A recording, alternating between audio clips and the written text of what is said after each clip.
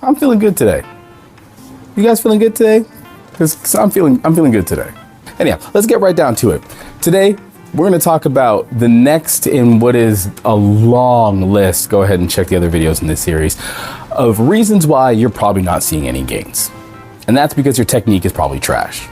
I hate to be the one to say it, and it brings me no joy to tell you this, but there's a very good chance that your technique is absolute garbage. If you can't admit that to yourself, that's part of the problem here. You have to be able to admit to yourself that your technique sucks before your technique can get any better. So, first thing you really have to do, if that's the case, is acknowledge the fact that your technique is trash. We good? Okay. Now, you can also just acknowledge the possibility that your technique is trash. That's okay too. It gives you the opportunity to step back, take your ego out of the equation, and re-examine your technique from the ground up. This is probably going to involve peeling a bunch of weight off of the bar, or dropping a bunch of weight off of the dumbbell, or whatever, or scaling back on the machine. But that's usually where a lot of people make their misstep, is they don't want to. They're letting their ego decide how much they should lift.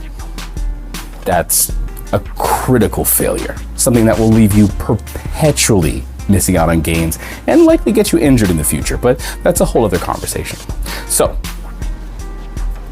you've acknowledged your technique is trash, or at least the possibility that your technique is absolutely garbage and you need to improve it. So, where do we go from here?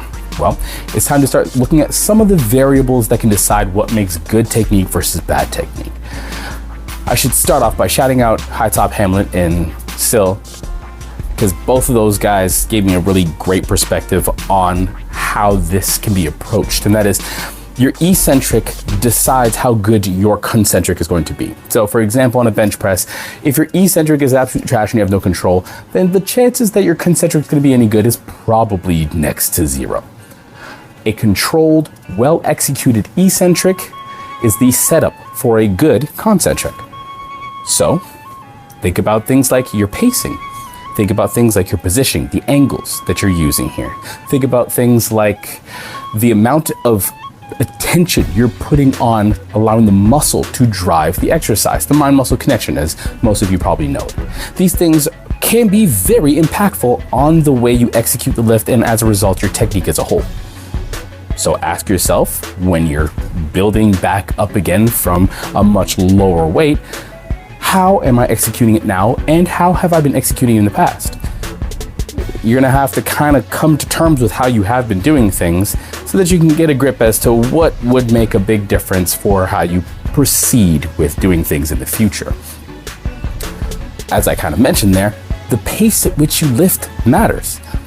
Now, the science on this actually favors less pace and more control, but for the vast majority of people, pace is going to be what encourages you to have control. It's going to kind of teach you what it means to control the weight. So slow your pacing down for the eccentric especially. So slow it down, really take that time to pay attention to where the bar is, how the weight is sitting, how you're executing the lift in terms of angles. Look at all these variables, these details, feel the exercise as you're doing it, and that will help you control the weight. It doesn't mean that it's going to be the end all be all, but it's going to be a really great starting point for building up your ability to control weight versus just throwing weight around.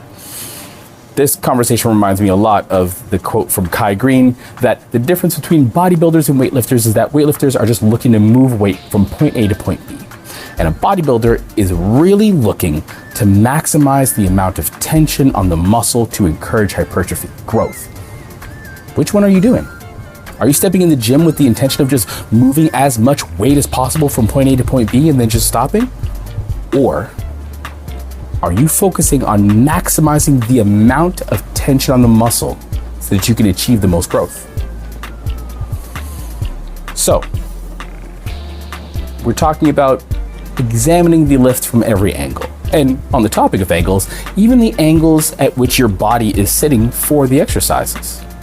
These things can play a role in what muscle groups are more activated than others, as well as how high your risk for injury is. So this can play a big role in not only your development, but also your continued ability to progress with the exercise and maintain the ability to keep doing said exercise as you progressively get more and more heavy, challenging with the exercise. So don't skip that like it's not important. A good way to help figure out what you are and aren't doing wrong, there's a couple ways you can go about this. One, hire a coach. Obviously, simple. As a sort of semi-embarrassing story for myself, I didn't quite realize just how trash I was at posing for bodybuilding until I posed for a posing coach and a judge. At that point in time, everything became abundantly clear. Why? Not because I had some sort of mystical revelation, but because the experienced coach and judge were able to look at what I was doing, tell me, one, this is what you're doing wrong. Two, this is what you can do right. Boom. We have fixes. Now, it took a lot more time working with my coach, shout outs to High Top Hamlet, in order to get down the basics and the fundamentals of the posing so that I could do it properly and show up on stage and not look like absolute trash. But with that continued practice, working with the coach, I eventually got to a point where I was doing pretty decent. I was doing all right. As my coach would say, I was doing my thing on stage. I'm not gonna try to have any kind of cap or, blow myself up, gas myself up. That's exactly what he said. So I'm just gonna say exactly what he said. Whether I'm good or bad, that's up to you and of course the judges and coaches to decide. Anyhow, that is to say that even me, a coach myself, needs coaches for things that I am not particularly well versed in, or perhaps I need a third-party perspective in order to properly get a handle on them. Don't think that having a coach is somehow a slight on your capabilities or an insult to what you have been doing up to this point in time. If anything, it's a compliment to yourself. The fact that you are willing to invest in yourself in order to see yourself become better. Sometimes you got to invest in yourself to really see the true benefits of everything you have been doing and everything you want to do.